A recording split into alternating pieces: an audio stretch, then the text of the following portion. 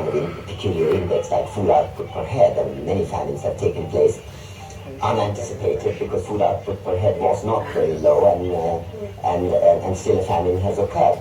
I think the way the famine would have been anticipated is to see that there are whole sections of the population, particular occupation groups and in regions, which would have got their means of earning food wiped out. Now, if any country could anticipate these things by doing a proper economic analysis, dividing the country's population into different categories, economic categories in terms of occupation, activities, regions, and plans about these things, I would have thought that there is no reason why one cannot avoid famines systematically.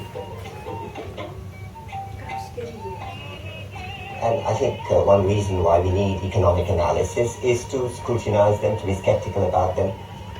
Just to give an illustration, in terms of a problem which is quite a general one, unfortunately, in the world now, namely that of famines and hunger.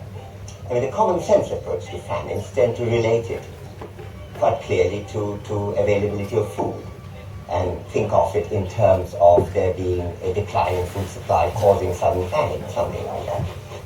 I found, in terms of looking actually at government policy, as to how often really disasters have actually resulted from not taking note of economic relationships which should have been taken note of. And of course then you're talking about penalties which take the form of not only great misery. I think globalization has to be seen both as an opportunity as well as something which requires cautious public policy. I think basically globalization is a good thing. It's a good thing from an economic point of view in giving opportunity of economic efficiency that comes from exchange and trade, which is something which economics has emphasized right from the time of Adam Smith. But it's also a situation in which the little protection that you have in being enclosed in a small market can go.